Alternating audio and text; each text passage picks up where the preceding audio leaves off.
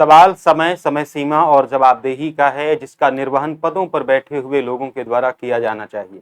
आज मैं आप सभी से यूपी ट्रिपल एससी द्वारा आयोजित पेट परीक्षा पर बात करने चल रहा हूं। स्वागत है आप सबका गाइडेड यूट्यूब चैनल से। मैं हूं अतुल तिवारी। वर्तमान चुनाव परिणामों का असर सभी राजनीतिक पार्टियों पर पड़ा है और सबसे ज्यादा अगर किसी पार्टी पर पड़ा है तो उत्तर प्रदेश की वर्तमान सरकार पर पड़ा है, क्योंकि आगामी विधानसभा चुनाव है और जनता और युवाओं के मुद्दों को अगर नहीं सुलझाया गया तो इसका परिणाम निश्चित ही इनके विपक्ष में होगा।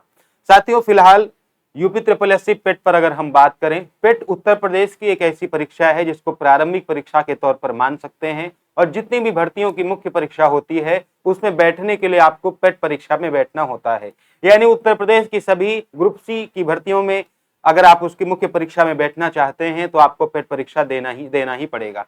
पिछले 3 सालों से इसका संचालन हो रहा है, लेकिन इसको लेकर छात्रों के मन में इतना आक्रोश और इतनी असहजता है कि इसमें छात्रों की संख्या लगातार कम होती जा रही है और वो भी हजारों में नहीं, लाखों में छात्र इसमें अप्लाई करना बंद कर दिए हैं। और अगर ऐसे ही चलता रहा तो आने वाले सालों में शायद कुछ हजार बच्चे ही इसके लिए अप्लाई कर पाएंगे।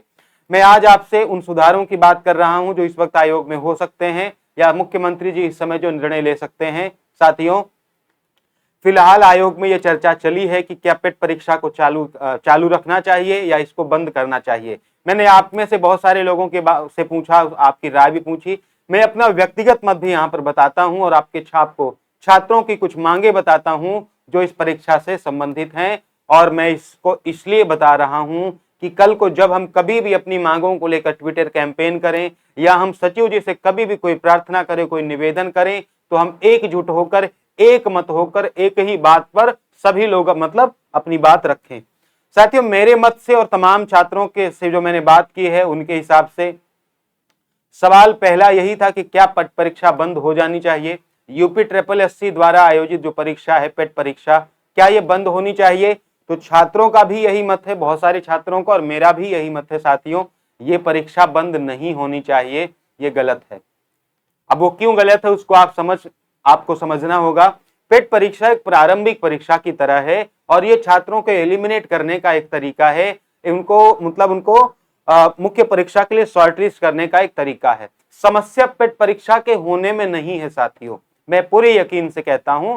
पेट जैसी परीक्षा हर जगह होती है, चाहे वो यूपी टेट की परीक्षा हो, आप तो एसएससी वगैरह में भी जो टायर 1 है में क्वालिफाइंग हो गया है। यानी एक परीक्षा तो ऐसी होनी ही चाहिए। सीटेट वगैरह आप ले लीजिए, जो प्रीलिम एग्जाम हो, मतलब जहां से कम नंबर वाले वहां से बाहर हो सके, ताकि मुख्य परीक्षा के लिए सही बच्चों का चयन हो सके। तो पेट परीक्षा को मैं गलत नहीं मानता और बहुत सारे ऐसे साथी हैं जो गलत नहीं मानते हैं और जो मेहनत करने वाले बच्चे हैं, जो गंभीर बच्चे हैं, वह इस परीक्षा को गलत नहीं मानेंगे। एक और बात बता दूं, जो पेट परीक्षा को बंद कराने या इसको नहीं कराने के पक्ष में है, उनको मैं एक बात बता देता हूं। आप याद कर लीजिए, पेट के पहले का वो समय, एक एक भर्ती जब आती थी और वो भी 4 साल 5 साल लटकी रहती थी एक एक भर्ती। पेट परीक्षा के आने से इतनी तेजी हुई ही है कि भर्तियों में थोड़ी सी गति आई है। हम जिस गति की बात कर रहे हैं उतनी भले ना आई हो, लेकिन आई है। पेट परीक्षा एक अच्छा कदम है समय बचाने का और संसाधन बचाने का, ये बात सही है। और इससे करप्शन में भी कमी आई है, भले ही उतना नहीं आई जितनी हमें अपेक्षा हो, लेकिन कुछ ना कुछ कमी जरूर आई है। पेट को मैं अच्छा कदम मानता हूं, बस उसके बाद की जो व्यवस्था है उसमें बदलाव होना चाहिए। वे कौन सी 5 मांगे हैं जो हमें आयोग के सामने रखनी चाहिए या जब कभी हम ट्विटर कैंपेन करें तो हमें उस पर बात करनी चाहिए। पेट परीक्षा बंद नहीं होनी चाहिए, बल्कि उसमें कुछ सुधार की आवश्यकता है। उन 5 सुधार कौन से हैं? पहला, ऐसा संभव है कि पेट की वैधता को 5 साल या फिर इसको लाइफ टाइम कर दिया जाना चाहिए कि अगर किसी ने एक बार पेट की परीक्षा दे दी तो अब वो हमेशा ही मुख्य परीक्षा में बैठता रहेगा, क्योंकि उसकी योग्यता तो प्रमाणित हो चुकी है कि वह इस योग्यता के काबिल है। अब हर साल उसी परीक्षा को आयोजित कर रहे हैं आप, ना तो उसका सिलेबस बदल रहे हैं, ना पैटर्न बदल रहे हैं, तो वो तो परीक्षा व्यक्ति ने पास ही कर ली, यानी वो तो योग्य है ही। तो ऐसा कर सकते हैं कि आप इसको या तो 5 साल कर दें या फिर इसको आप लाइफ टाइम भी कर सकते हैं कि हाँ, एक बार जिसने पेट पास किया वो इस मुख्य परीक्षा के लिए योग्य रहेगा। आदमी अपने रैंक सुधारने के लिए, नंबर बढ़ाने के लिए इस परीक्षा को दे सकता है, लेकिन वो योग्य माना जाएगा। दूसरा जो इसमें सुधार होना चाहिए वो कॉमन कट ऑफ को लेकर होना चाहिए। एक कॉमन कट ऑफ निर्धारित होनी चाहिए और परीक्षा से पहले निर्धारित होनी चाहिए, ताकि हमारे जो छात्र हैं उस नंबर को पार करने के लिए पूरा प्रयास करें। आज स्थिति यह है कि बहुत नंबर लाने के बावजूद भी हम ये कंफर्म नहीं हो पाते कि हमारा पता नहीं मुख्य परीक्षा के लिए चयन होगा या नहीं होगा। तो एक कॉमन कट ऑफ डिसाइड होनी चाहिए, वो चाहे 50 रखी जाए, वो 45 रखी जाए, इसका निर्णय आयोग अपने विवेक से कर सकता है।